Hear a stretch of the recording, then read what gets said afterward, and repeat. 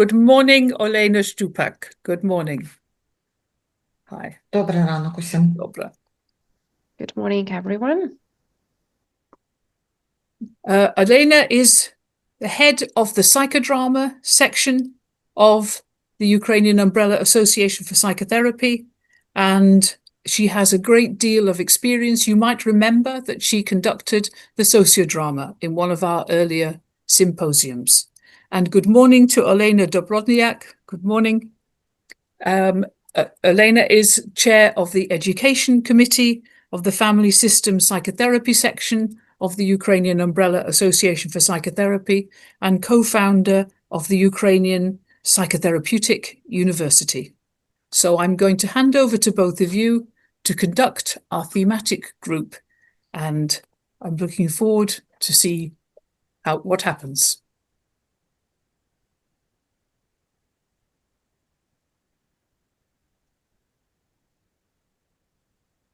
Пані Олено, вас не чути.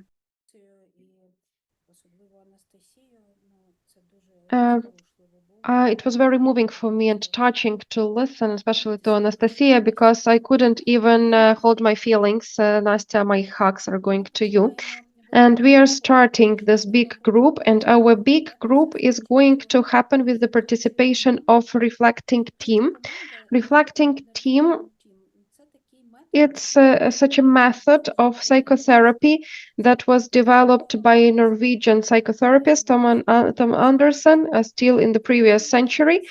And it is this work that is based that there is two subsystems, actually. It is the big subsystem of our group that is going to work with our today's topic, anger, humor, connection, and love. And also the reflecting team, it's going to have members of organizational committee of our symposium. The reflecting group is going to observe like the main discussion that is going to happen in big group, and then it's going to share thoughts about that, non-judging reflections. And the aim of such method is to enrich the perspective of that text that is going to be created by this big group. It will create space for new senses, new opportunities, and it will be based on some important topic, resonant themes. Actually, we are going to have three subsystems today: big group, reflecting team, and me and Olena as moderators of this process. I can say two metaphors here that appeared during our discussion. This is something that is going to have, the group is going to bring some kind of text, and reflecting team is going to interpret this text, give it depth and sense, focus on certain aspects of the text. But form-wise, it's going to be as if throwing ball from one field to the other. And a little bit with the help of us, we will be managing this process a little bit when this ball is going to fly from field to the field, passed from field to the field. And we had another metaphor during discussion that it should be something similar to basketball, because there is certain amount of time that ball can stay in hands of each player. This is because we have limited time, and we need to care so that everyone interested in speaking today has this opportunity. That's just in a nutshell. Maybe Olena can add something. Well, I may just say if to talk about the psychodramatic point of view, what is going to happen to us, it means that these subsystems kind of are going to come on the stage at some moment, so that somehow reflect these figures and these narratives that live in us, that connected with this topic. So that's why for me, it is a kind of moving from stage to the audience and vice versa. And this is probably also about the fact that these parts are going to be divided time-wise. We will help you to understand what's going on, and we will understand how much time we have and how you're going to be engaged in this discussion. It is the regular way when you raise your hand and you immediately end up at the first page of our big space so that everyone can see you, so that you can actually enter that stage. And of course, Martinas is going to manage the mics, the opportunities to switch on and switch off the mic. But at that moment, when you are on the stage, you will have this opportunity when the microphone will be on for you at that moment. Yes, and the last stage of our today's discussion, we will encourage everyone to reflect a little bit about our process and how this method, whether it fits us and what it will help us to do, because it's a little bit about the fact that not only sense and communication matters, but only the form. So work with reflecting team is this offer of a little bit different form. When this communication in subgroups is happening only inside between those subgroups, so there is no direct communication, but only reflections of what has happened, and we have the opportunity what to reflect on. People write in the chat, Olena, that we cannot hear you properly. Could you please speak closer to the mic? Yes, I will try.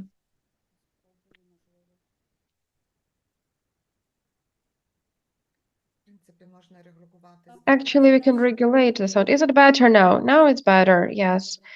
Okay, then. You should have told me earlier. I have some, my mic has some peculiarities. I need to all constantly monitor it. Okay, we will, I think that everyone has heard the main things.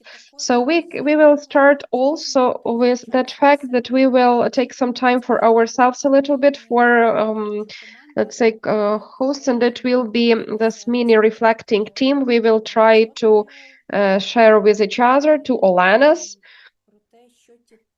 about what these senses of that group, anger, humor, connection, and love, maybe how these topics are reflected in us, and it will be a warm-up, yes, some kind of a warm-up, once again, using your terminology from psychodrama.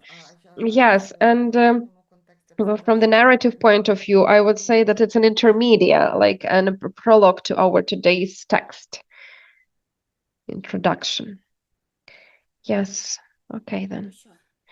So, let's start, Olena. Yes, I would like to offer you to start. How do you find these topics? Are they connected or not connected, or they are separate? What's that for you? Well, when I was coming here today, we had a very difficult night in Kyiv today. And when I was coming to that place where there is electricity and should be proper internet, I was very happy that I have it. I was thinking that in our language, we have such a phrase, to be in good humor. To be in good humor. It means to be, well, in good, balanced mood. And I started thinking that I can be in good humor, but usually I am in bad humor, in angry humor. And I think it is connected somehow, this understanding of anger and humor. But in general terms,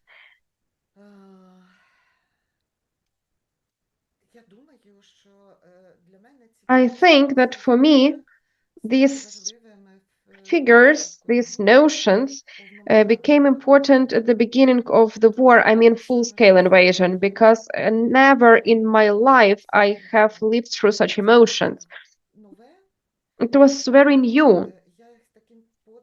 And that's why I was observing them, was kind of surprised, and I was feeling them absolutely differently, as if I have some kind of resets inside me. And that's why I feel the difference very well between anger, rage, and hate.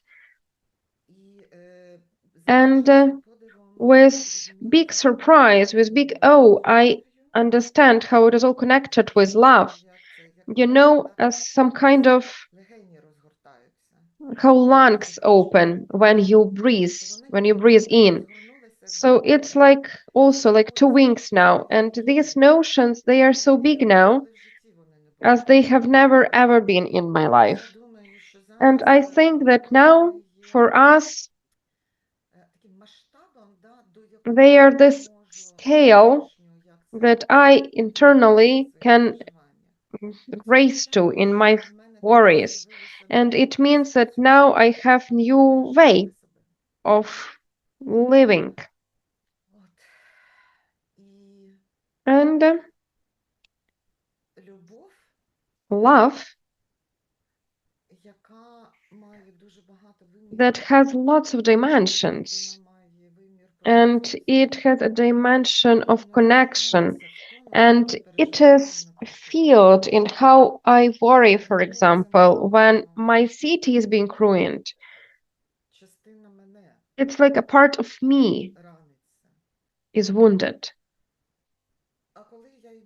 But when I walk around the street every day because the office where I work is located in the area that was hit 3 times already. And there are destroyed buildings. Some are more, some are less, but they still recover. They just rebuild, they renew facades, renew windows. And for me, it is also this metaphor concerning how I feel this wound, but it is also recovering together with everyone. So it is this dimension of connection, not just with your dear people that are close to you, but also with other important for me parts and roles that also were not so obvious before, and now they are. That's about my city, about my people, about all the generations that used to live here and that still will be born. And this is also about that fact that it's getting some kind of dimension where it's very obvious when I'm thinking about everyone who is alive, dead, and not yet born. So I don't know how to describe it in words, how to put it into words. Something like that, something similar. It is living in me like this. What about you? I am also, when I started thinking about these words, I also started thinking about the beginning of full-scale invasion, about anger. I agree with you that definitely it is probably closer to rage. And I remember how it was probably many people had this feeling to do something, something had to be done. And these thoughts that were jumping around in my head, I had this thought that I used to shoot very well. So I thought maybe it would come in handy. Maybe I can somehow do this. It is still my husband sometimes jokes about that, but at that particular moment, I felt that it is one of the possibilities for me. About connection, I thought a lot because when I was in Kyiv, the first day I was in Kyiv, and then I got back to Lviv, and these first days, you remember some kind of pulsing network appeared, pulsating network, when lots of people were connected because lots of people left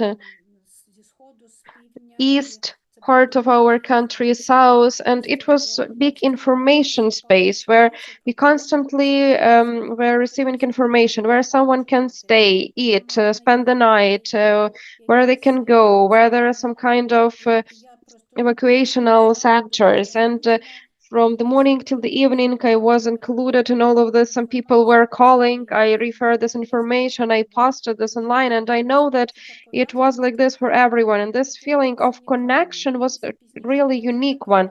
After that, we kind of started living our lives again because we get used to everything. But Also, recently, I have started feeling this bigger connection, probably because once again the danger is growing, and it is this phenomenon of that our connection is felt more when this danger is growing. And recently in Dnipro, in one of the big groups, we once again lived through this feeling of pulsating connectiveness. In terms of humor, there are lots of things that supported us significantly at the beginning of war. That's about Russian ship, military ship, of course, the famous phrase. It's about dog patron, and also not only humor but also songs. And there was this song that was near Sofia Kyivska temple uh, about the red kalina, the red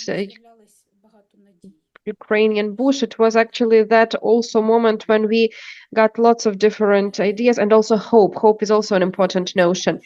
And anger, this is something that is constantly appearing today as well. When you see what was going on with Kyiv, what Nastya has just mentioned about Zaporizhia, it's just also pulsating anger. I am not going to hide this. I think that this important aspect, that my anger, and maybe it's important to mention, sometimes is directed not only towards our enemies, sometimes it is the anger that is directed towards our allies as well, because sometimes this postponing of help, of aid, this vague positions and uncertainty also evokes anger, and it is part of the truth that I am living through it from time to time. I have been also thinking that what really can unite and connect all these four notions, and when we were preparing, we thought that maybe at the beginning we will use some kind of vision. I was looking through those pictures that you sent me, and I understood that on one of them, in my opinion, everything coincides. If participants remember, there used to be, well, there still is probably, this bubble gum, love is, and in every bubble gum, there was the small picture and some kind of unfinished sentence that you should have finished somehow. It was always love is, and then it was the definition of what love is.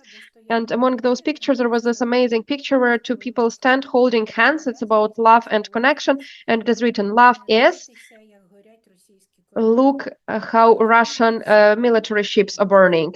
And we have everything here, anger, humor, connection, and love. So it's just for everyone to imagine this. Yes, if you want to look for this picture on the internet, it's possible. It's where everything coincided for me. All these four notions coincided. I will say that today at night, when shaheds and missiles were flying, I was sitting in the hall and I was looking through my Facebook post, and one person was writing. I was in Sumy. Sumy is our almost frontline city where constantly everything is exploding, and that's never-ending process. And here mentioned, I was in Sumy. There were women there. They were selling some vegetables, some kind of jams, honey, and there was a woman who was selling mushrooms, and he was looking at the prices, and he asked her, "How much is this?"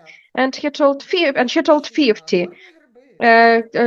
Dear man, buy it. They are wonderful. 150 hryvnias. I picked them up on my own, and I hear already shahat above my head, so this the sound that very easily to recognize.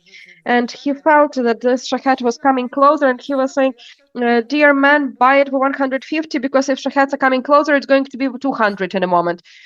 So buy it for 150 hryvnias while you still can." So it was actually also how we live, because anger it is connected, with what? With life. All these four things, they are connected with life for me, because this is something that let us be alive and do something. So I see that people already write in the chat.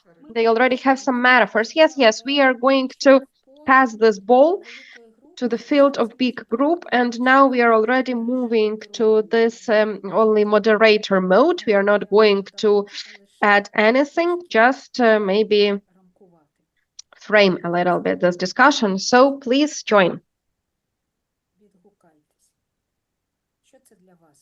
What is it for you? What these notions mean for you?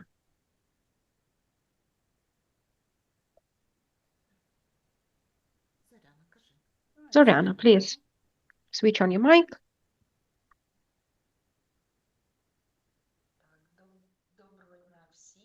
Yes, hello everyone. Thank you everyone for being here, for such nice words and nice touched and moved everyone. I think today everyone will be talking about that, but you know,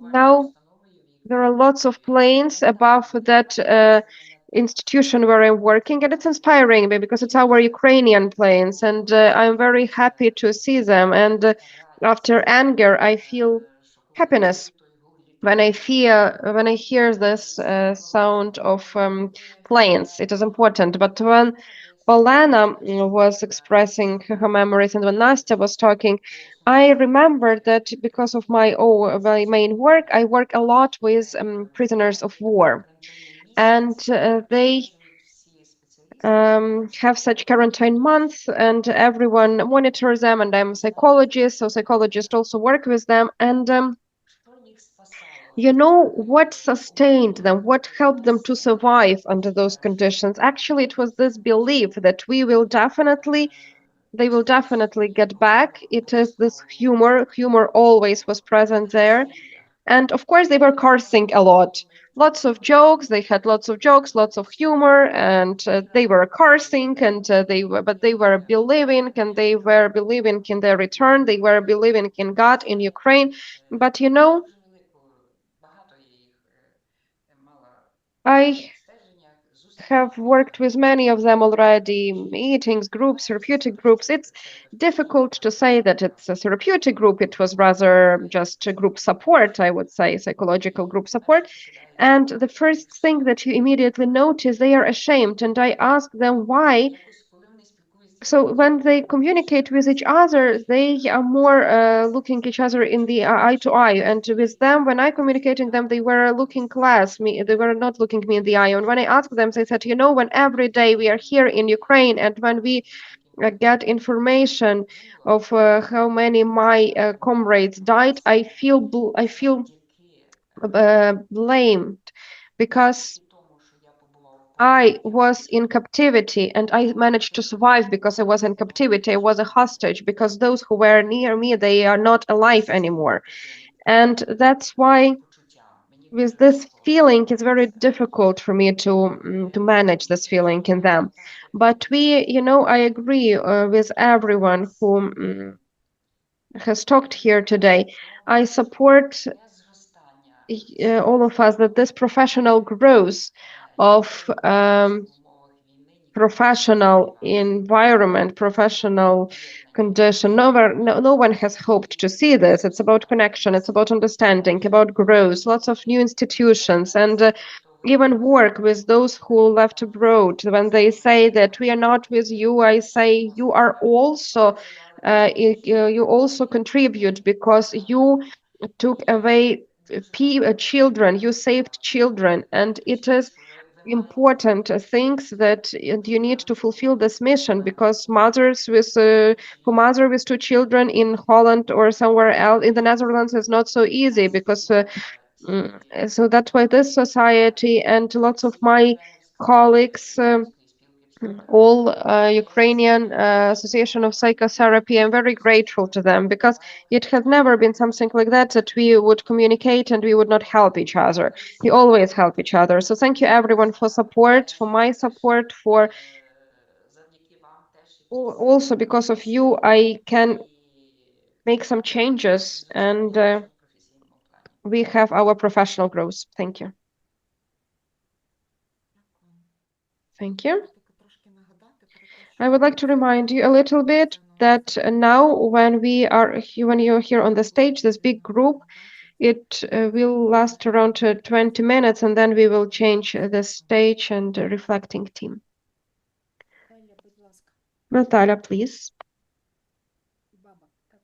Baba, yes. Yes, I have noticed that since my husband started serving in the army, our humor between two of us changed a lot. We joke in a different way, and this humor is now more brutal. I would say cruel, rough.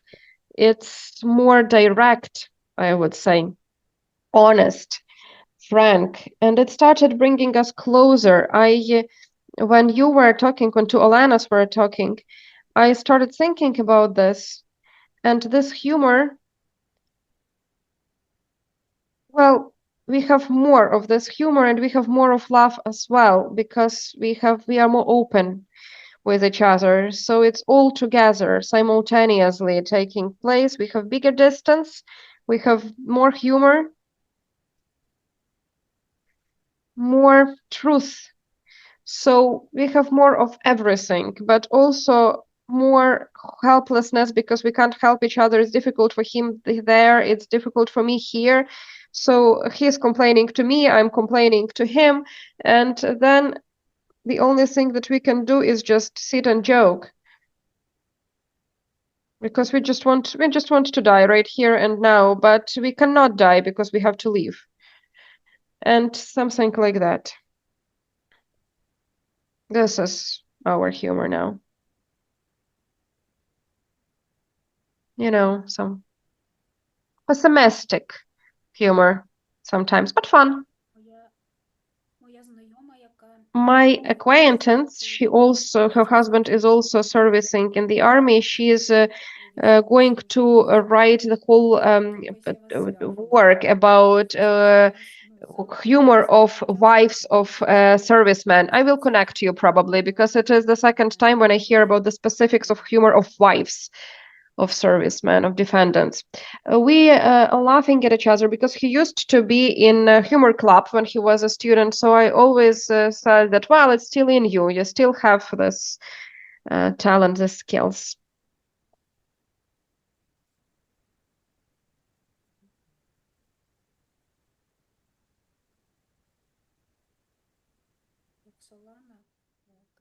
Roxolana Kanevets? There is no sound. Roxolana, we can't hear you for some reason.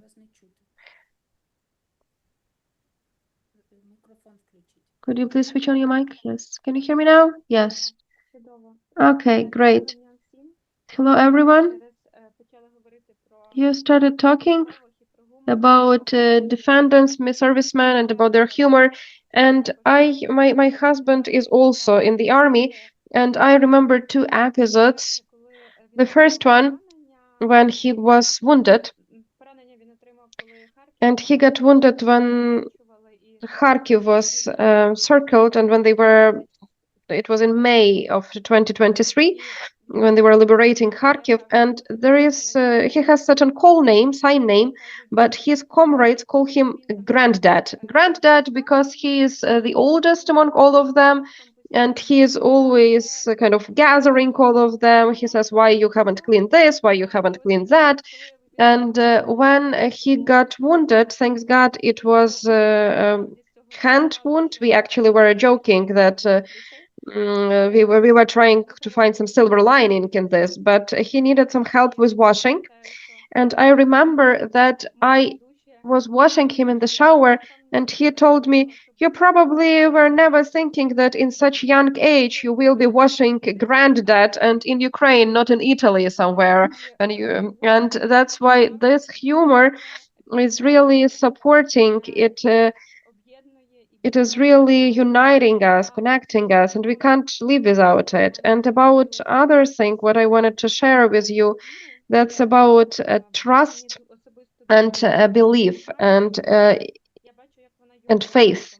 And it helps me a lot, and I see that it is helping him there, because in some moments when you probably know Psalm number 90, and there is this phrase that 1,000 will die next to you and 10,000 on the other side, but they will not come close to you. And when I feel bad and when I feel that it's very bad for him there, I pray all the time for him. And then he comes and he tells about some moments when it seemed like they would never be able to get out of that, when that's it, they were encircled, and suddenly at some particular moment some kind of dog that was with them starts barking, and at that moment when they need to look at that point and to see and to pass the information and to survive, and in these moments I understand that this faith has unbelievable power, and without it I would not be able to survive, and my husband, and I think the same is for many other Ukrainians as well. Thank you.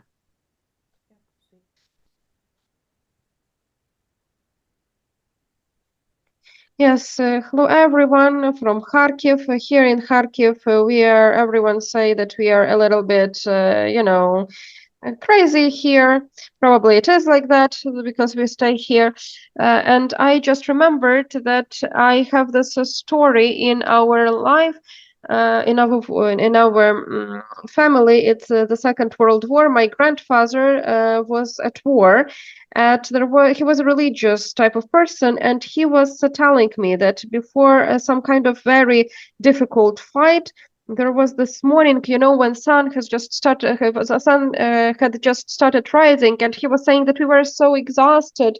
We had been so exhausted. We had been advancing all the time, and we had known there would be some kind of offense, and we had been sitting in trenches, and he said that I had started sleeping or something like that, and suddenly he had seen some saint, and this saint had told him, Sergei, do you know the 90th psalm? And I had said no, and he had told me, repeat after me, and I started repeating after him, and suddenly I heard all those shouts, go fight, and so on and so forth. And this grandfather could not understand what was going on. We started jumping out of the trenches and running, and I ran a little bit, and I had been wounded. My grandfather had 2 wounds. So he ended up the war in Vienna. After that, it took him lots of time to get back to his hometown. So, but because he was wounded, the nurse took him back to some kind of hospital, and he survived. But all the others, it was very difficult fight, and almost everyone died. So he believed that this Psalm 90 and this saint helped him to survive. So it was this real story from our life, and about family, and about humor. That's already from Dnipro city. In hospital, I was sitting there. I was visiting one relative. She has I was sitting in trauma point, and a military guy comes, and he has, those iron things on his hand. I don't know how it is called in Ukrainian, but yes, he was sitting there, and doctor told, well, you're here again. What happened? And he told, I hear him talking with the doctor, and he was saying that I came once again with this hand, with this broken hand. He went to Pokrovsk or somewhere else, I don't know. And we were evacuating our comrades, and there was a hit, and he was telling this, we were driving, and there was this impact, the shelling, and I was thrown out of this vehicle, and I hit this hand once again, and it seems to me that something is broken again.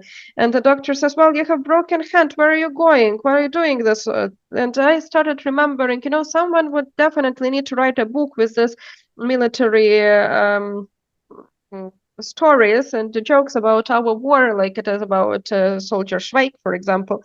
So I start thinking how this humor can be present in such terrible times. So it was funny and also sad, and something like that. But it is war and it is life. Thank you. We will give you the opportunity to talk. Just try to raise your hand. And so far, Olena Khudyakova, please. Hello, everyone. Especially today, this topic of humor with all the shellings and everything. It was very difficult night, really, but I am used already about the fact that if there is some kind of information that drones or missiles are going to fly, then I need to do my hair. I need to put on some nice lingerie. I shouldn't meet drones in a nightgown. I need to look presentably. I need to look nice. And this is not only for me, it is some kind of our every woman is caring about this, because in the most difficult times we can't live in any other way. Unfortunately, today the building of my classmate got hit, and she called me at night, and I told I have some kind of wood planes and so on and so forth, and said I have also bottle of martini. If you have everything else, I have martini. Come for that. So this is something, this support that is really needed from all the sides.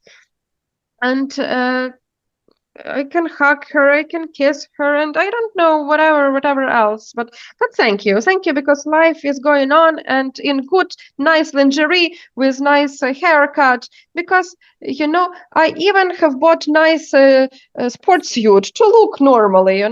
Thank you, everyone. Everything will be all right. Everything will be Ukraine. Ukraine is important. But yes, one more thing that I would like to mention when in summer we were in a children camp in Bulgaria, and one and they were talking about behavior, and everyone before 10 started saying above everything. It's because we have this phrase, Ukraine is above everything, and children were start reacting to this, just all this motto like this. They answer to everything that it's above else. So behavior above else.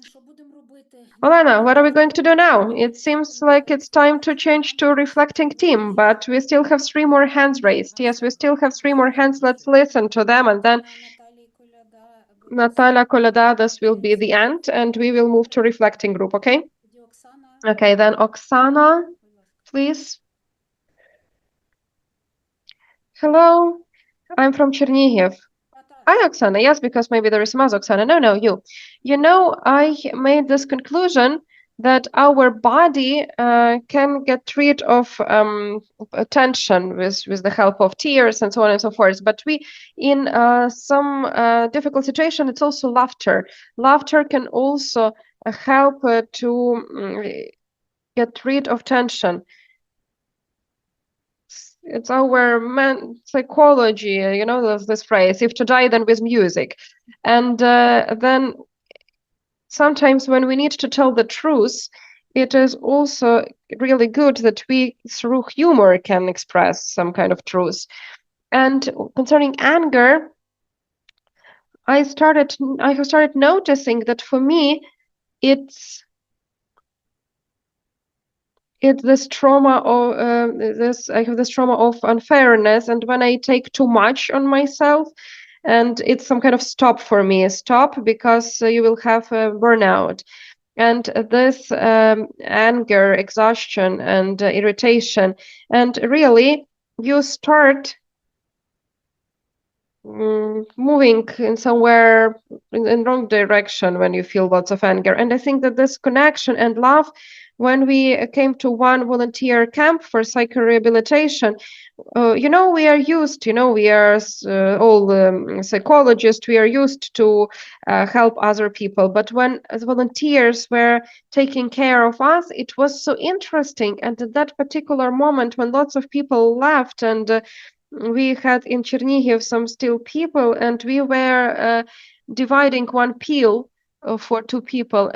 During this time, half a year, I have felt this. I had this faith in myself that we are real Ukrainian, that we will win. And then I don't know, I could not say it out loud. I started looking at all of this when lots of people started coming. I started feeling sadness, but I see lots of sincere people, frank people. And if there is love, then probably hate will go away at some point. Thank you. Thank you, Oksana. Then maybe Irina will be the last one, and we will go to the reflecting group. I will try to be fast. It's just about anger, about love. I also wanted to add their hope and faith. And lots of people were talking today, and I kind of returned mentally to the very first days when I was my family moved closer to the border to my hometown. It's a small hometown. My small hometown is a small town, and I remember when I went to service in the church, and it was so valuable for me. I could never imagine that something like this existed. And I remember there was this service, and we were praying for the death of our enemies, and it was this anger, and it was cruel, but also it was so powerful, and I needed it that much then. And it was something extremely unexpected and powerful, because this community understands, you go to the service, to the church, it's about kindness, it's about love.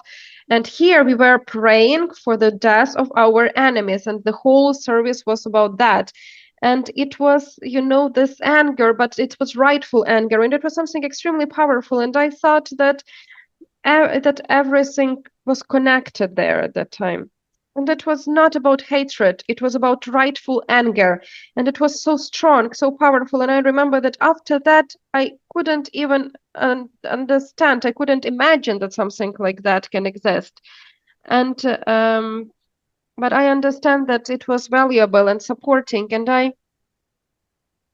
remember that I was going around the street, and I was singing the songs, old Ukrainian songs from old Ukrainian insurgent army.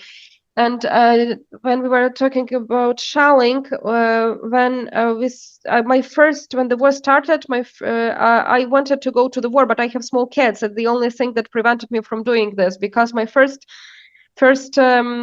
push was to start shooting, because how can I defend? How can we defend otherwise? And everyone is talking about humor now, and I understand that it's difficult. And this humor is also, as militaries say, it is without wrapping. It's uncovered. It's very direct. Sometimes it's a little bit too much, because sometimes you can even hurt with humor. But, well, everything is direct, and it's still what we need. Thank you. Thanks a lot. So now we will try to listen to reflecting team and their feedbacks.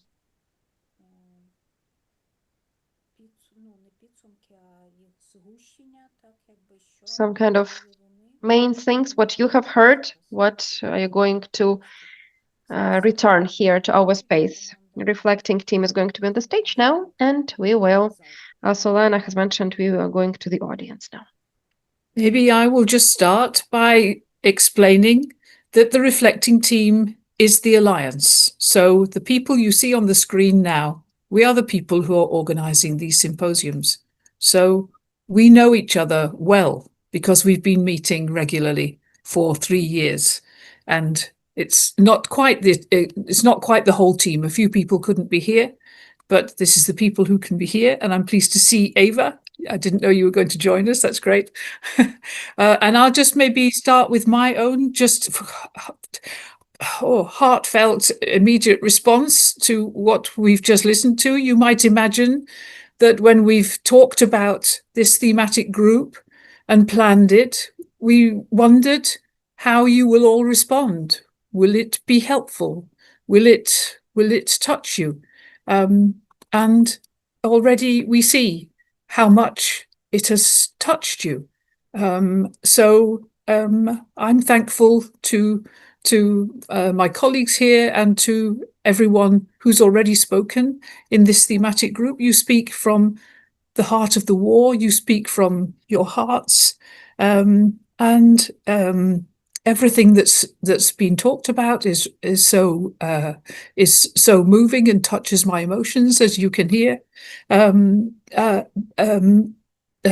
because you're being so honest and open with us, and talking about humor so powerfully, and the impact that humor has to be able to release some of the tensions that's there. But it's more than that. It's something which connects. It's a shared strength. We're not going to be overwhelmed by this war. We can actually manage to find a way to laugh. We can have humor. And I love how the emojis now are coming up the side of the screen. Every time someone says something like now that other people agree with, it's like the connectedness is there. We all feel the same. That's what you're saying with your emojis. Everyone feels the same. We respond the same. We have a common humanity. So I'm really already overwhelmed by this thematic group.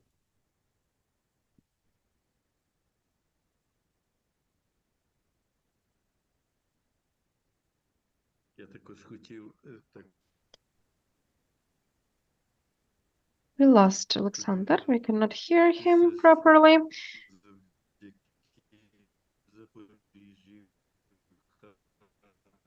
We cannot hear Alexander properly. Sasha, we can't hear you properly. Switch off your camera, please.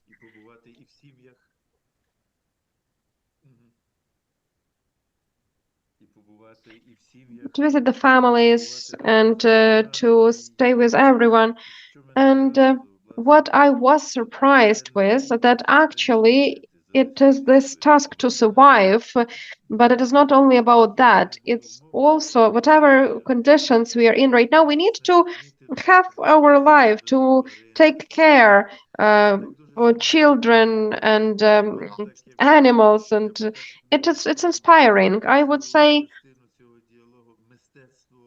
it's part of this dialogue is an art of being alive. Thank you.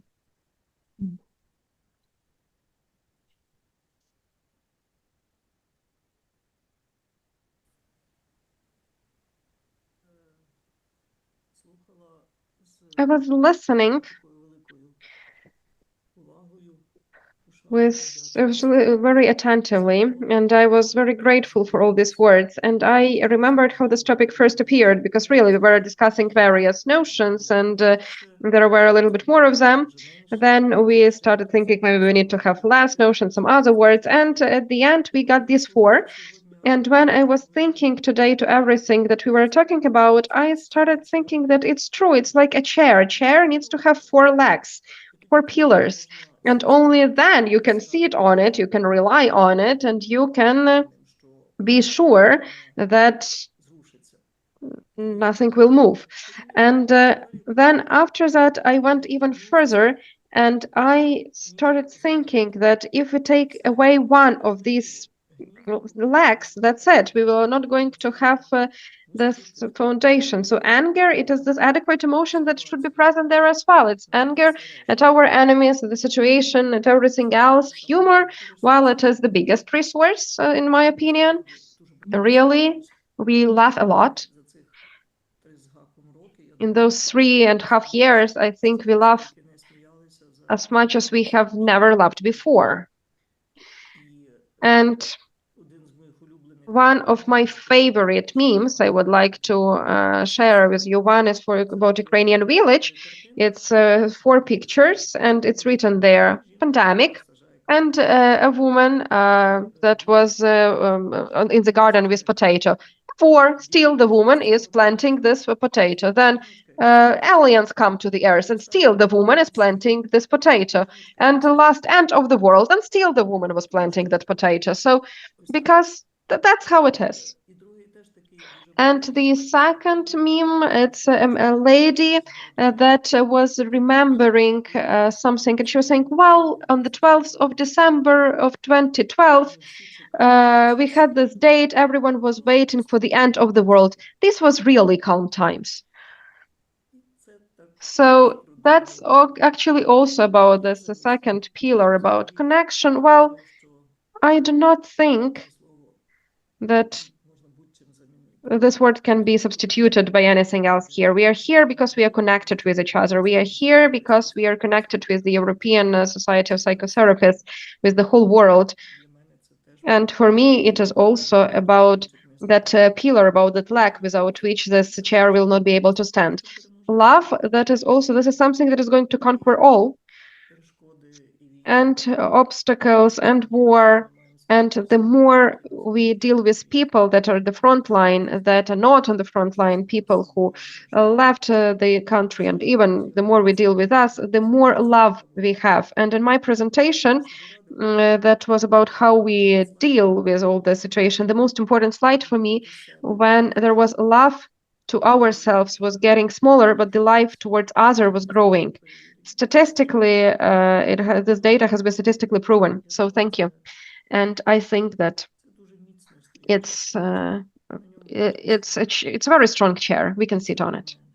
This is about me. I feel comfortable sitting on that chair.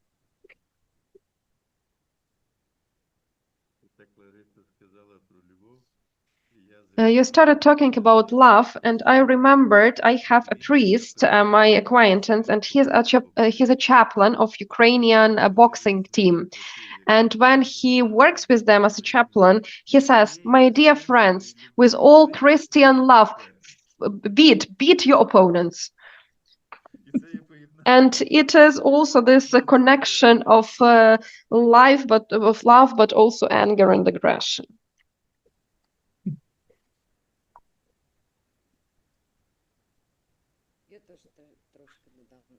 I also would like to add a little bit. As a psychodrama specialist, I see it from the point of view of roles, and I see what women were talking about. Yes, and we had lots of female roles, and they were talking about something about beauty, about how important it is to put on nice clothes when shahats are flying, about husbands, how we miss those husbands. And I see this woman who is lying in the bed, but so in such a nice bed, but she's alone there.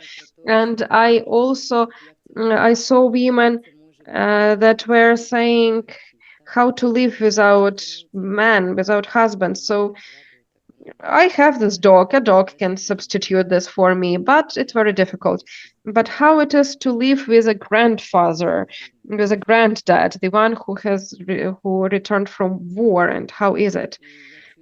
And I hear women. I hear that we had some kind of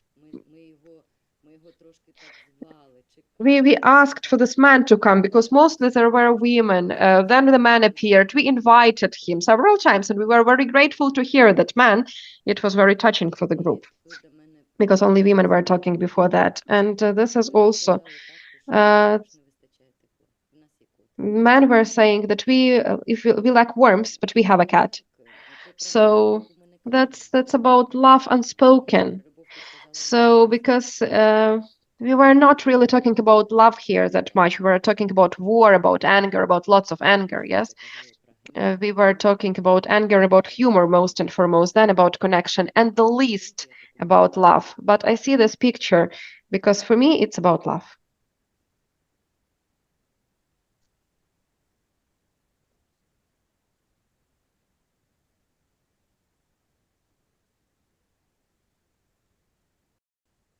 Dear colleagues, dear friends, maybe now I would like to share some of my feelings and reflections. When I was listening to you, I had a really very strong picture in front of my mind how strongly in your words life stay so clear with death. And it is so touching. It is really so touching. And at the same time, I've heard that even touching this so deep, true, the humor still is first and came into being even when the body is still shaking. And I also felt like this love, which was so strong in this all your voices, were so, how to say it, so without masking, so tough and strong and deep, like some kind of soft but heavy line, which takes all parts of us, our body, our soul, our emotions together. I've heard how care and love is in these little stories about this dog who is coming and just be so close, with this humor between you, with this part of our clothes. And I had a feeling that you came here with real piece of life. And I had this feeling that this life is much more stronger than all what you were talking about. And this life, maybe with this 4 pillars of this chair, but this life gives so strong power to be, even if something is broken, to be and to stay alive and to stay as a human being. I'm really touching by this, all your words. Thank you for them.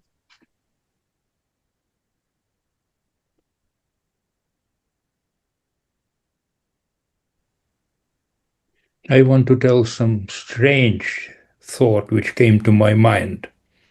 I was listening about the role of humor, about the use of humor everywhere in very dramatic and tragical situations. And I want to tell about our Lithuanian reality. We have very strong feeling that we may be the next victim of that war. And this is actually not only our fantasies, but materials from the annalists of war, that Baltic countries are the next natural task for Russia. And we cannot find proper humor for that situation. I was actually jealous for my Ukrainian colleagues that when war came, they found fantastic humor about that. We can't find, so I have a fantasy that maybe when war will come, we will find our humor too.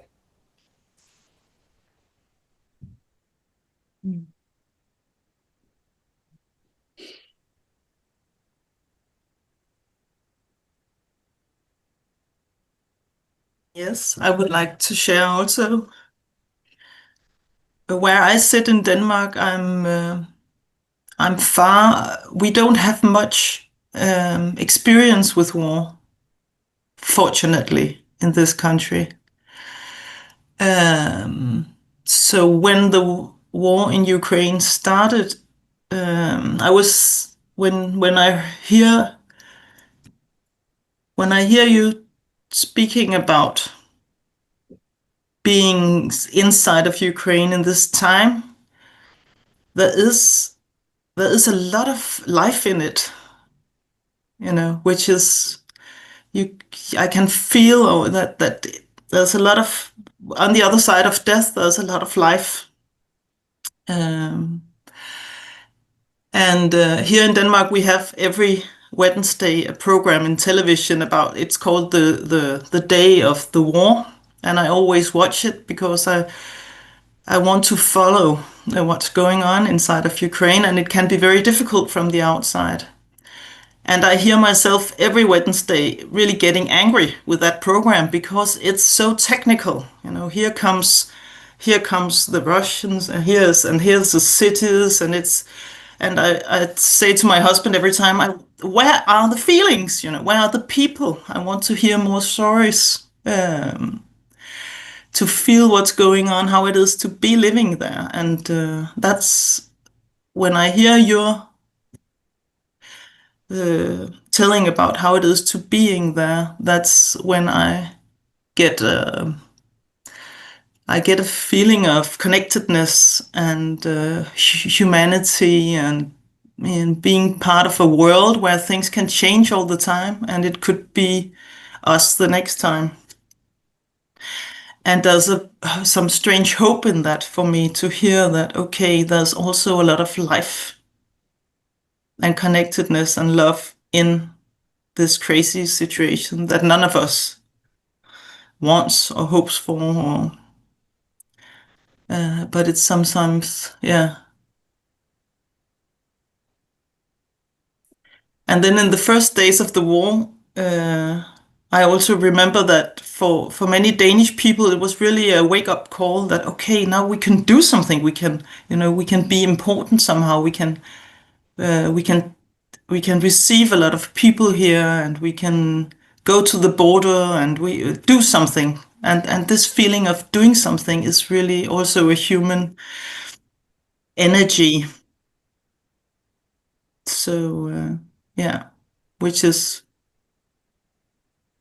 why I'm here, I think, and want to do something. Yeah. Thank you. Thank you to the reflecting team. And we are now bringing the ball back to the group, pass the ball to the group, so that maybe we can hear whether there is still life during the war. Because reflecting team kind of, it seems to me, gifted lots of senses and metaphors about chair, about the art of living, right? And lots of other thoughts. And now we can continue in the group, or you can reflect maybe to what has just been mentioned. And I also would like to remind all the participants that after some period of time, we will give the floor back to the reflecting team. And we have around 20 minutes now. And probably Anastasia Kopniak will be the first one, because she raised her hand still then. And I promised her that we will wait for this opportunity. So, and then Natalia Koloda, because she also she didn't manage to speak the previous time.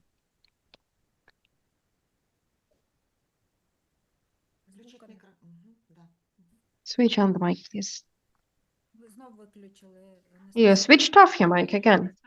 Yes, I have some kind of problem with the microphone. Can you hear me well now? Yes, we can hear you. Okay, then. Welcome. Hi, everyone. I just wanted to talk about this topic of love. That's what I wanted to mention. Could you please speak a little bit closer to the microphone, because we can't hear you really well. Maybe it's better like this. Maybe a little bit. Okay.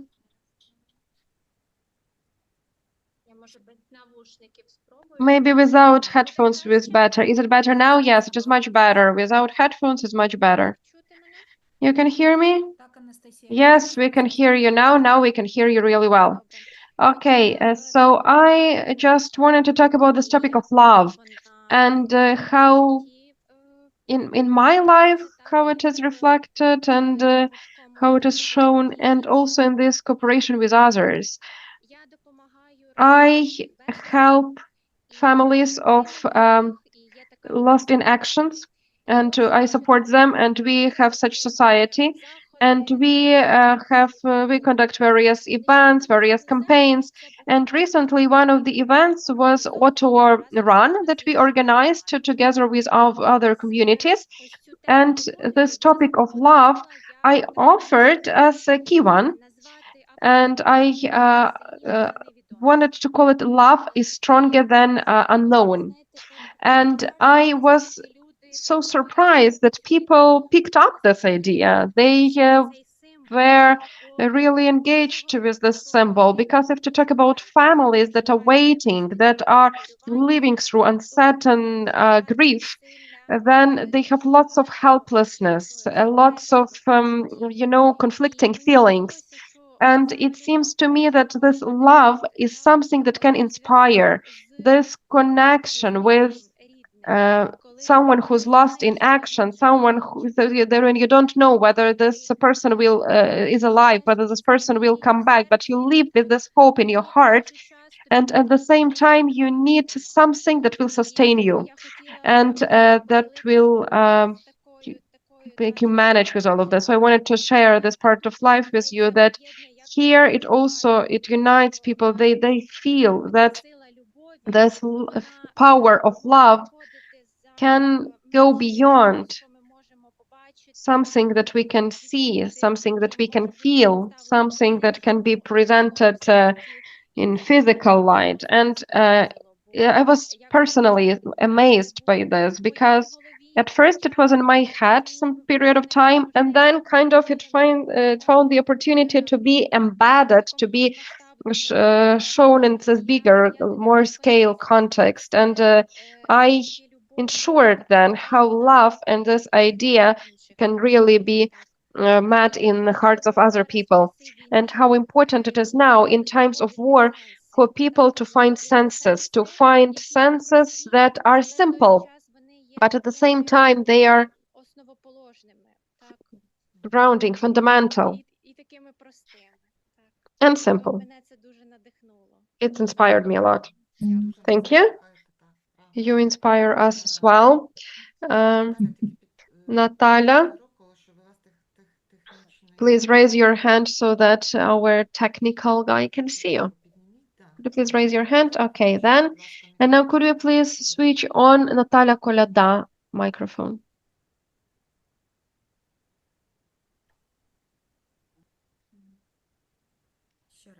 Once again. Try again, please.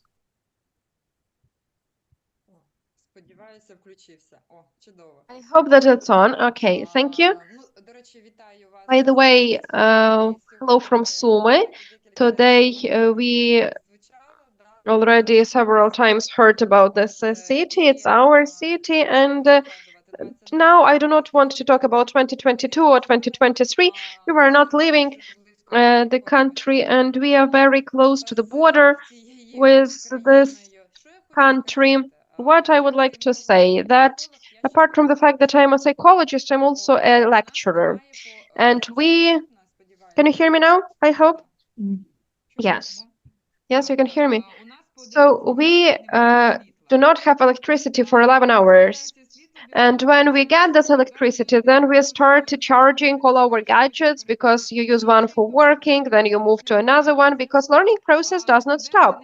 The students do not stop calling, asking questions, requests, and so on, sending requests, and so on and so forth. And apart from the fact that, and you are in this learning process, you're in consultations, you're without electricity, children study online, and sometimes when they say something like, well, we already want to go to school, or sometimes there are lots of requests that children are already afraid of going to school because, well, they lose the socialization component. So what I'm trying to say, that we have this absolutely massive number of problems, but despite everything, my friend called me yesterday, and she told me, "I come to me because I'm going to drink this wine till the end now."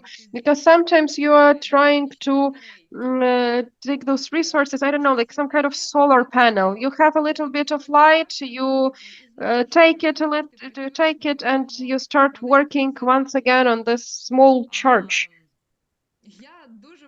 I am very afraid when sometimes, and that's about psychologists. I am really grateful to volunteers that probably help, because I also was a little bit jealous. I wanted somebody to take care of me as well, because everyone thinks that psychologist is a person, some kind of superhuman that can help everyone, that can this person never has doubts, this person never feels sadness, this person never feels grief, it's never in despair, all these things, all those cliches. And it is not true, in fact. And I am very happy what sustained me, it's this society, this community of people. And I am now talking not only about psychologists, supervisors, but also about those people that you see on the streets. And they say, are you okay? I am okay. Are you okay? Yes, I am okay. Great. Let's be okay together. And it is this a feeling of group. I really like this word tribe. Maybe it is a tribe because it is about love as well. And that's how we can broadcast positive emotions, because love is a positive thing, yes, but also negative, because we can be angry also in community. Let it be 2 or 3 people, but to be angry, to be aggressive in community, to get rid of all these emotions is much easier when you're not alone. Because once again, we are social creatures. So that's why we accept sadness. We are unbreakable. Kharkiv, Chernihiv, Poltava, Kyiv. Today, I see that we are all unbreakable. We are all unbreakable in our own mode, style. And it does not mean that someone is more unbreakable, someone is less unbreakable. We are all unbreakable. And I am really proud of that fact that we are here and that we are this nation. I know that we have lots of colleagues from other countries here, but now I would like to support and express gratitude to Ukrainians in particular. But I am, of course, extremely grateful to our colleagues as well who hosted Ukrainians, who did that, and that keep on helping and will be helping, I hope. Because if not us, then who? Okay, thank you. And in Sumy, people feel sadness as well, as far as I understand. Okay, and now those who are raising hands, we would like to listen to all of you. So please remember about our agreement that we hold the ball for a certain period of time only. Roxolana, please. Hello again. I will be very fast. Today in Kyiv, we had the whole night of shellings and air raid alarms and explosions, and I was observing all of this from my window, and I noticed my behavior after this night. If I have water, I immediately go wash my hair and do a hair do, because it means that I am alive, that everything is okay with me, that I can move on. If I have nice hair, I need to go somewhere, I need to do something, I need to show myself to the world. And that's about this keep on living. And another thing, since I am now expecting a baby, my first baby, I am a little bit nervous. My hormones are raging, I am worried. And my husband from there, he's in Kramatorsk now, he's calling and he starts saying, okay, I already started working on Yeosela. I took loan. I want to have big family. And he is there, he's sitting there. He just got out from some kind of task, barely. And he tells me about his plans. So, of course, I laugh at it because I don't know what he thinks, because for me, it is important for me to wake up tomorrow and and that's it. And he has already these big plans, and it sustains him. That's what helps him to survive. That's about life that is being planned. Thank you. Take care. Thank you, Alexandra Zinko. Hello, everyone. I don't know if you can hear me. I got the words of Roxolana made me thinking about that praying for death of our enemies. And I got this thought that love and anger, these are 2 sides of one, of something one. The bigger love, the bigger is anger, because love gives senses, but anger helps to stand for these senses, and it gives capacities to defend that love. So that's how it is all connected. It's my opinion about this connection of love and anger. Thank you. Thank you, Alexandra. Larisa Ostrovska. Hello, colleagues. I am happy to see and to hear everyone. After Tatiana is a little bit logic for me actually to speak because my thoughts are similar. But I would like to start from the answer to the metaphor of Vibeke, whether there is still life during war. There is life during war, but it's very complicated. It's impossible to forecast it. It's not something that we can plan. And for me, it's before the war, after the war, and during the war. And it's not only for me. I am not unique in it. There are the majority of people in Ukraine live like that. But for me, life now is very closely connected with death. You know, you lay down to sleep with this thought, you live with this thought, you get up with this thought, because you never know whether you get up in the morning, whether you wake up, whether you will be already in some kind of black packages. So I cannot influence this. And I have never thought that in my age I would be writing testament and discussing it with discussing the will.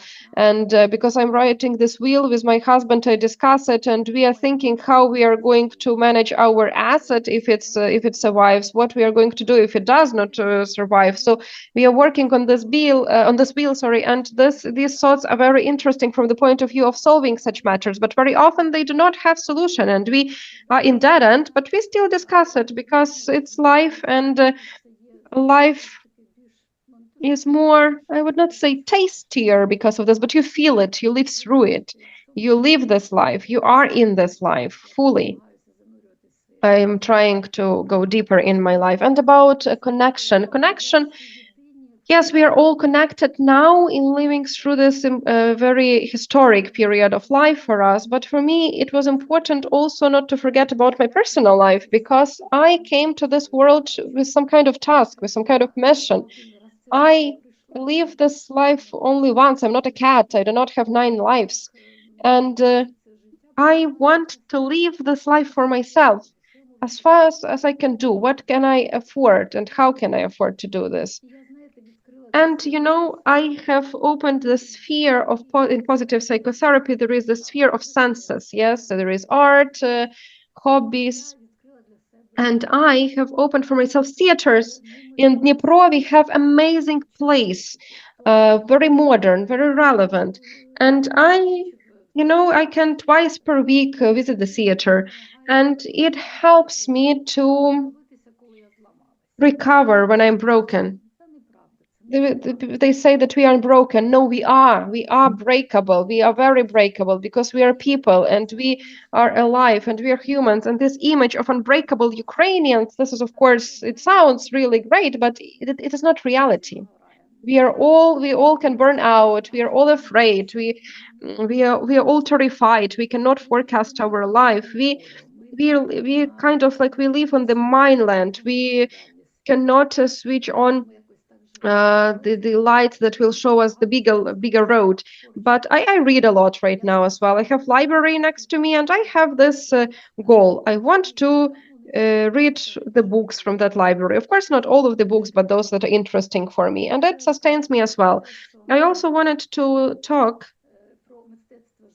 about the art of living. Yes, so my art of living, this is also the reflection to the metaphor. It is connected with art at this particular moment, and it is something that sustains me. So I wish all of you to keep going, to take care as much as possible, and move towards the victory that at some point might happen. Thank you, Larissa. I have such worries that I want to give everyone the opportunity to speak, but we have not that much time as we would like to have. So probably we have 2, 3 more people, and then after that we will give the floor back to the team. Olena, what do you think? Yes, probably. And we are going to continue talking in various other modes during the day. But I hope that participants will be very concise then. Yes, it's just, I will try to be fast. Why at the front line libido is activated? I would like to have some life after me, and how in civilian life our libido is decreased. We cannot thinking about this because it's dangerous. And it's interesting to survive and to live. To survive, it's like, okay, you live. Well, we can do this in various stages, but to live, it's when I live as I want to do it. And that's about different thing. And I even tell people that have some kind of understanding for yourself and create this world that you live, do not survive. That's it. Thank you. Marina? Hello? We do not hear you well, Marina. Can you speak closer to the mic? Is it better now? Just take off your headphones. It will be better without them. Maybe after someone, I will take off my headphones and I will be after someone. Okay, then Vera and then Marina will deal with her sound situation. Yes, I will be very concise. Thank you for this opportunity to speak. I wanted to say about this anger and love that if we still can feel anger, if we still have it, it means that we still have strength, because when we are already without strength, when we are exhausted, then we feel apathy. And for psychologists, psychotherapists, for us, it is very important to keep that balance while we feel this anger. Maybe it's not very constructive feeling, aggression, but it still shows that we still have power for fight. And about love, I would like to say that we need to love bravery, and I want to wish all of us bravery during these times. Very nice wish. Thank you. Marina?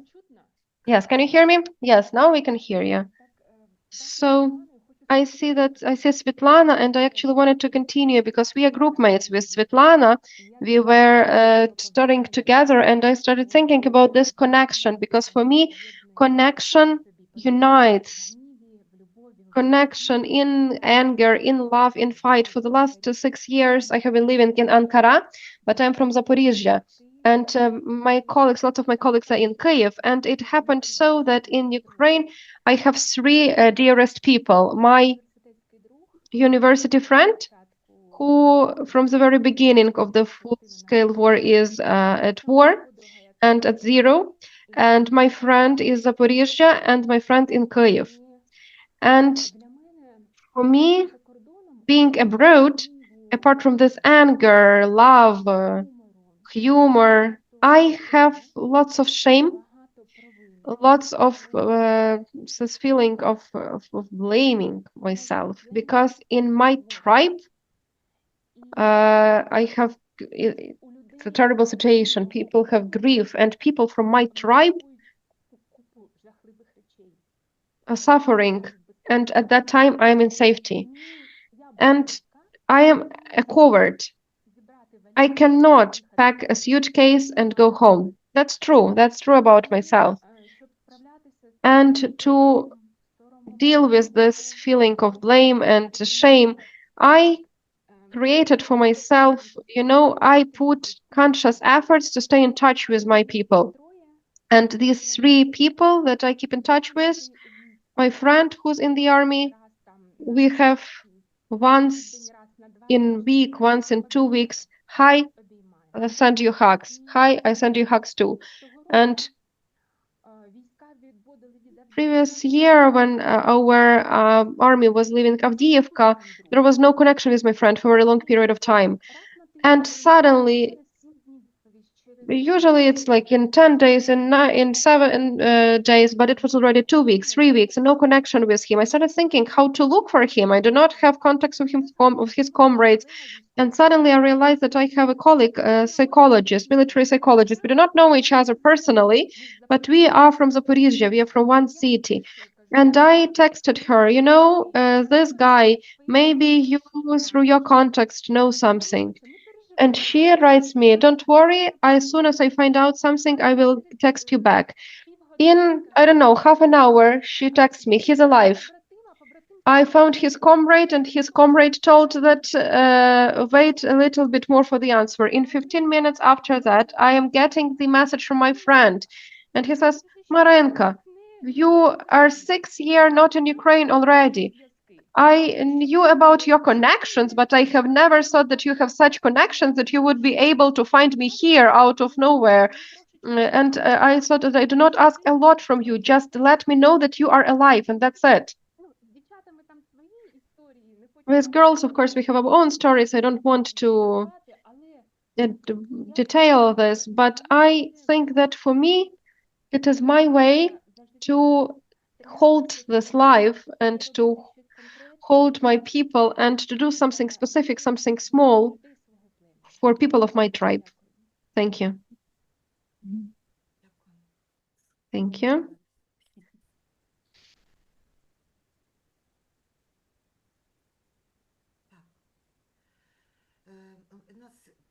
We again have 3 hands. It's impossible.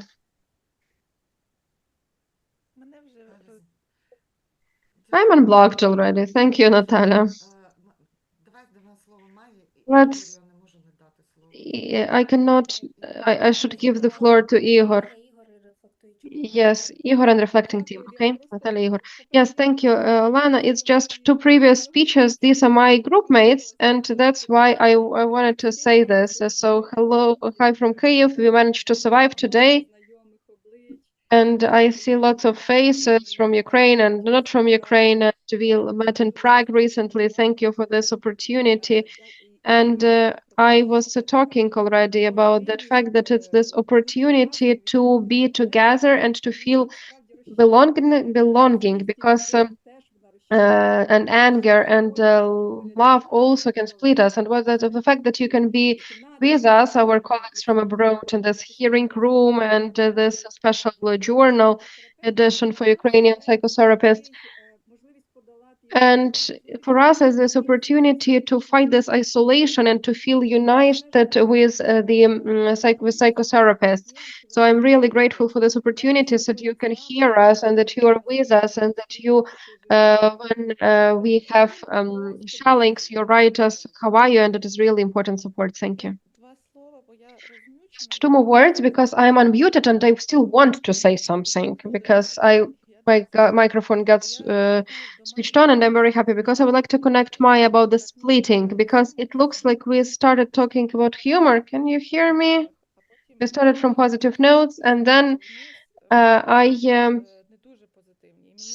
and now we start talking about not that positive things. And this humor, I feel as something not very positive, but it's about splitting because humor for me it's more hysteric, you know.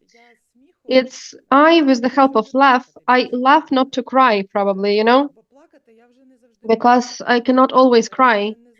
I cannot always manage even to cry. So I just laugh hysterically when some bullshit happens yet again. Because right now I am going through medical checkup and I have some kind of diseases already. And I feel that my body says, "Are you crazy? Calm down." But I cannot calm down because it does not depend on me because we have the war in our country and my body is already tired of all this war. And I just laugh because I see some doctor tells me something and I start laughing. And it's this humor, I don't know, I cannot call it positive. I laugh not to cry, classic words of Ukrainian poetess. Yes, so maybe Geraldine wanted to say something, right? And we will stop on that. Geraldine, please, you'll be the last to speak before reflecting group. That's very kind. Will I speak? You can hear me okay? Yes. I suppose you may remember I spoke at the last symposium, so maybe I'm making a direct comparison, but what really strikes me today is that there's a real shift in the mood amongst all the participants, whether they're the speakers or all of you speaking from the floor, and I'm finding it very moving. And it's almost as if I feel the introduction of the topic or the theme of humour, ironically, is having this wonderful effect on everybody of releasing a kind of I suppose, the connection of our humanity and our love. And it's as if the humor has kind of opened a door to allow us to just be here and to connect. And again, to just recap the words that Patricia brought in at the beginning, something I believe so strongly in is Ubuntu, the power that I am because we are. And as your stories of humor have come through, you know, sometimes I'm finding myself almost like smiling and laughing with tears at the same time, because the stories, they're not funny, but what is it in the humor that really connects us all? That's the bit that I'm finding so powerful, really powerful and inspiring here this morning. You are an inspiration. You are an inspiration. And people talking about the doctors making humor, about, oh, same injury again, you know, having to bath or care for someone that you never dreamt you would see in this condition. And having grown up, as I mentioned, you know, at the last symposium, in an environment of conflict.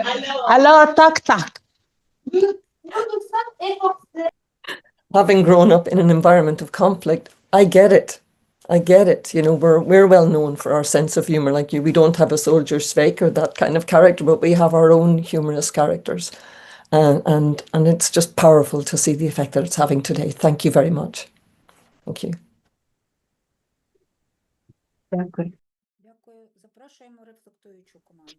Thank you, reflecting team, please, on the stage.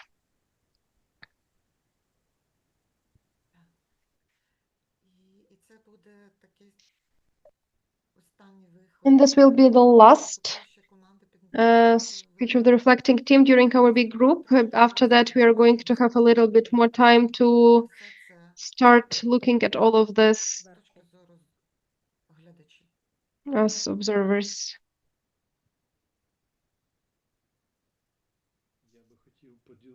I would like to share my impressions. We had a bombing today at Kyiv. You do not sleep at night, and then you wake up in the morning and you switch on some kind of lamp on the batteries in the mirror to see yourself. Where is your toothbrush, where everything else, and your cars, all these Muscovites. And then after that, you start thinking that, well, how it is in Kherson, Kharkiv, Zaporizhia, Chernihiv, Sumy, where the front line is very close. How it is for them. Stop complaining, stop winning. And today I have listened to my colleagues and I have heard that they still have this life, that they are alive. And you know, it was like in the theater. The war is killing good objects in us. So today I was like in the theater and I got filled with this love, with this humor and support and life. The most important thing, that is life. Life is going on and that's extremely important. So that's why this our support is important. I understood yet again why it is important. We are all Ukrainians. We all feel now interest our culture to the theater. It's difficult to buy tickets to the theater. Before that, it could have been done without any kind of problems. Just because here we have this effect of presence. Because when you go to the cinema to watch some kind of movie, yeah, it might amaze you, but in the theater, you are present. And here, for me, today, this group is like in the theater. I am present with you. Thank you.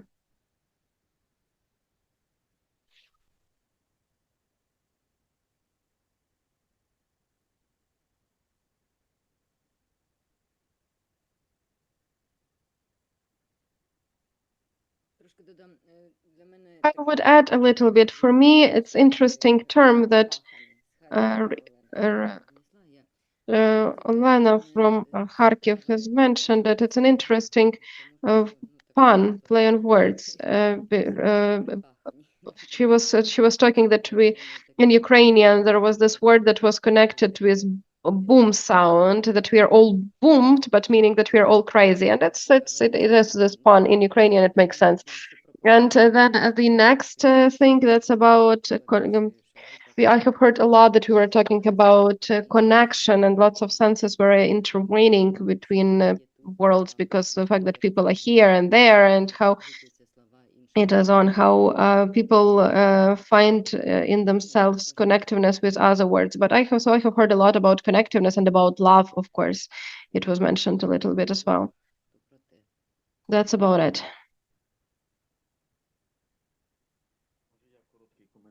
I would like to provide a small comment.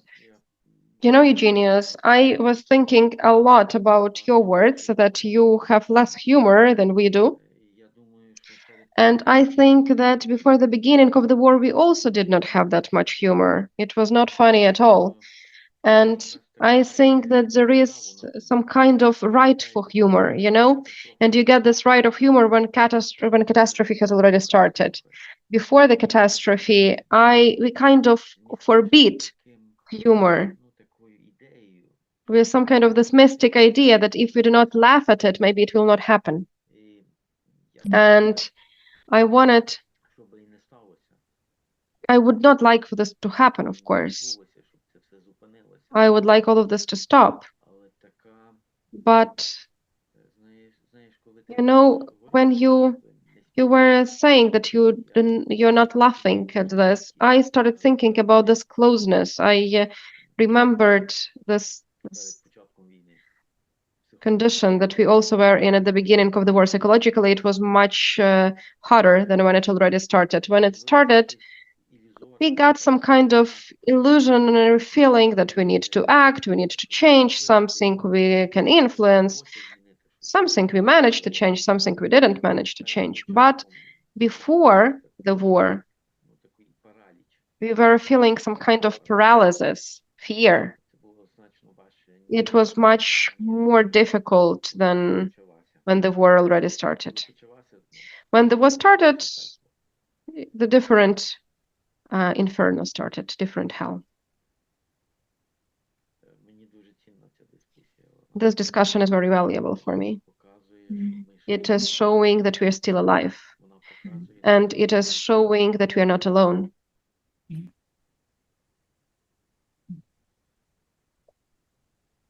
I think that to wait for something terrible is much more scary than to be in that already. And what strikes me, the several speakers used a kind of controversial comparison of to live and to survive. But I think that when we are in war, we all are destined to survive. And this is life. Life, what is the only possible. And I think that you are everybody, no matter what you are doing, you are everybody heroes. Because you are surviving and this is your life. And I know from my colleagues from art world that they have been visiting Ukraine several times from Lithuania, and they were completely surprised how full the theater halls are for every performance in the theater. So I think this shows that in survival mode, we are also living full life, including the art in our life too.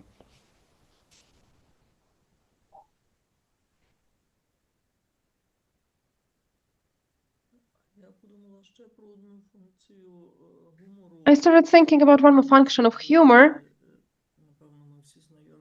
We are all well familiar with it. We were familiar with it before the war as well, that something funny, when it's funny, it stops being scary. And it is this way to decrease this fear because we laugh at it, we mock it. And it is one of the big resources of our humor as well, that really was not that relevant before the war. But now, because we have lots of scary things around us, we are going to have lots of funny things as well. And then it stops being that scary.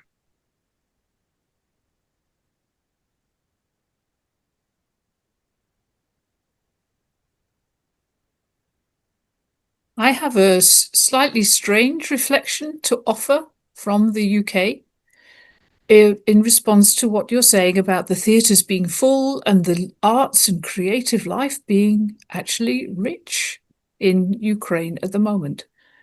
I am part of a trustee of a music festival, and since the time of the pandemic, when we couldn't hold any concerts, since the time of the pandemic, it has been very difficult to get a full audience because people are still frightened to gather together.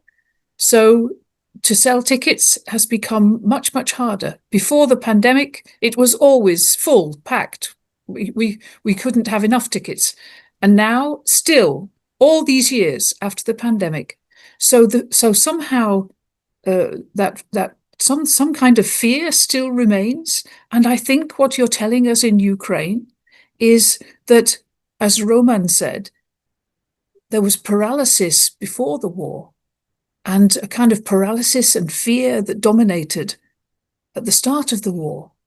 But you found the way to live within the context of the war, right at the front line, right where you are in your different places in Ukraine.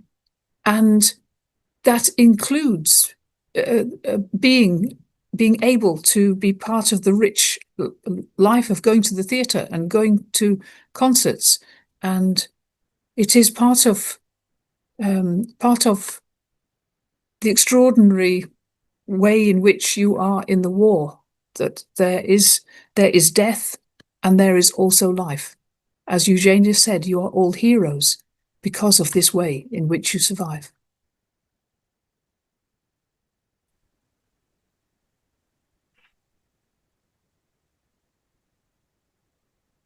After this second round, I feel very sad inside, because I also really hear and understand all the grief and all the things that you're going through, which are unbearable, actually, completely unbearable, that people still die and that you shouldn't live in this condition. It's it really makes me feel sad. And humor is not for me.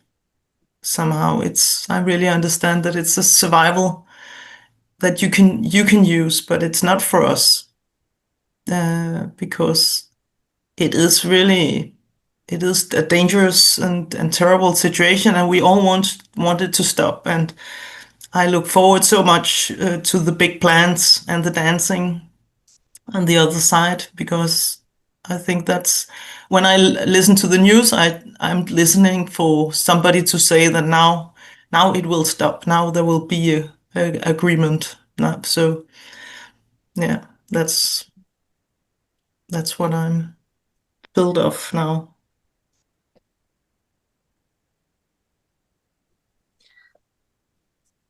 Yes. This part of your words, of your reflections, I also felt as kind of positum in this understanding that it put me in a position of looking at the truth.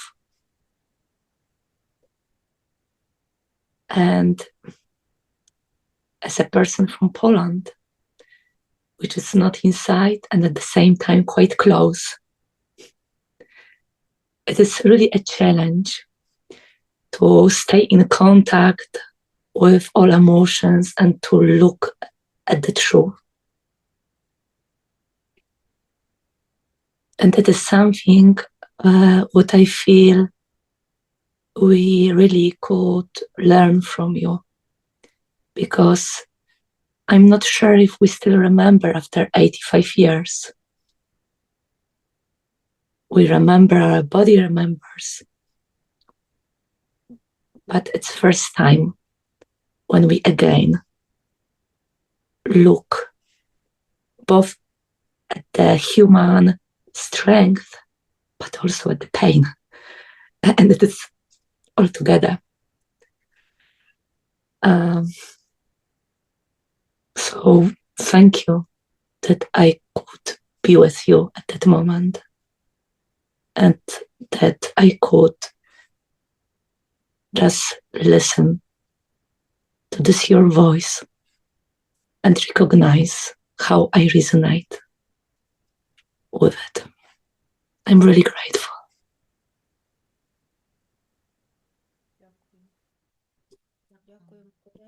Thank you, colleagues. Obviously, Olena, that we do not have enough time for all the other senses and feelings that we have here, but we have just a little bit of time left to wrap up.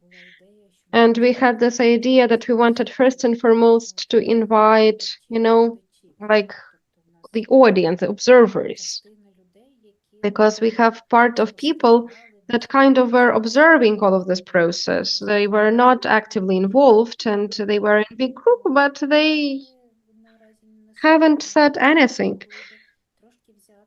so far. And maybe they can take the words right now to tell how everything was, from this position as observer, how everything was looking like, if there is such an opportunity.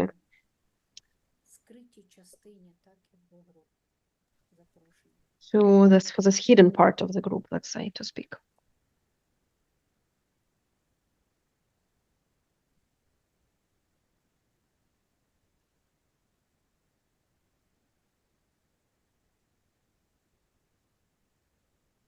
Tatiana?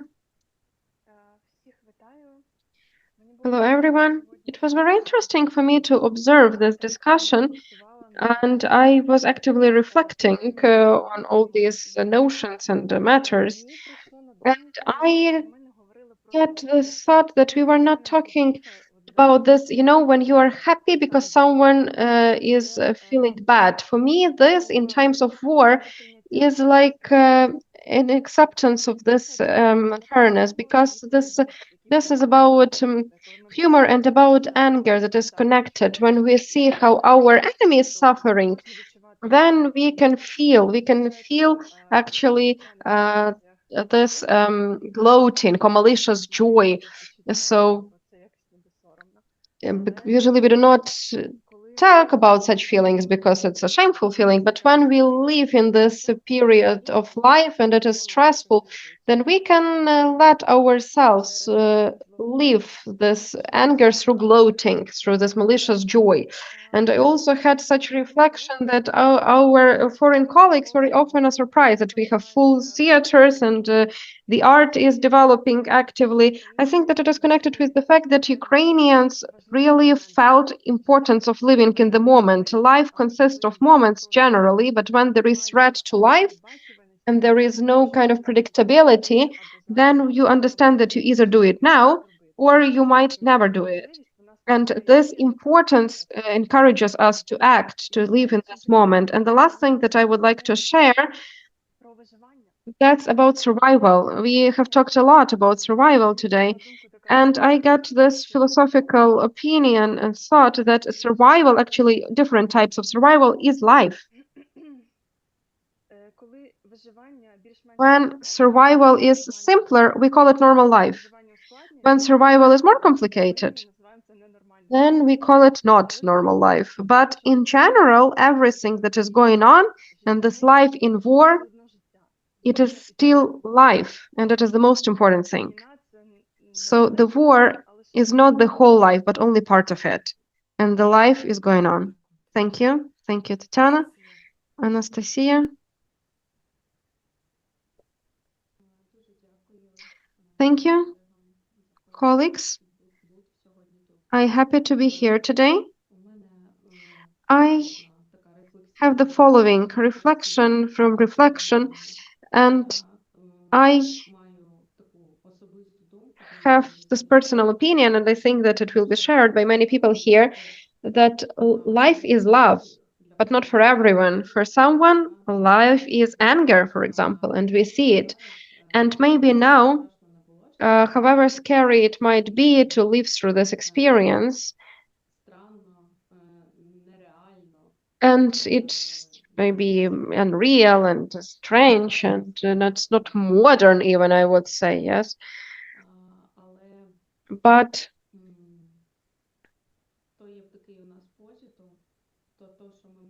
this is what we feel, and I personally, all these things are, they made my feeling of love so strong that it seems to me that I have never before loved that much. I love everything, absolutely everything, everyone, so acutely, so deeply. And so, you know, I want this love. I want to give this love out. I have resource still to give it and to take it and to give it, because people give it to me as well. And frankly speaking, I can say thank you to this war because of this. And I think that all participants of this war are everybody on this world, because we do not have this person on this globe that hasn't touched it. It's just for someone. If someone it has touched directly, someone indirectly. And it seems to me that Ukrainians right now can become this example of some kind of example of love that we all need to come to, not to have war anymore. Thank you.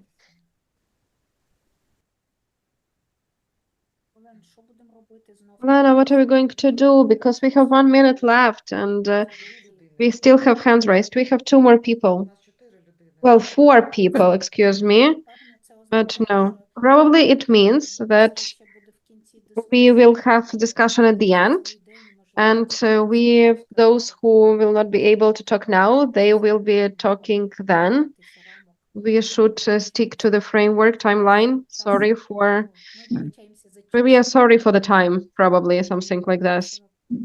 And we need to finish, we need to wrap up. Olena, thanks a lot, because it was this unusual experience. Thanks a lot for this. Thank you. I'm happy for being with you in that experience. I'm grateful to the group, to the reflecting team, for being here together today in those topics, in those feelings. Thank you. My thanks. Thank you. It was very frankful. It was very frank. Thank you to both of you, Olena Stupak, Olena Dobrodnyak, for leading us in this really important, really moving discussion. Thank you to everyone who has spoken. Thank you to everyone who has listened. Thank you to the reflecting team. I feel really moved, I think, as everyone does. The range of emotion that we have expressed, and everything true to the experience of the war at the moment.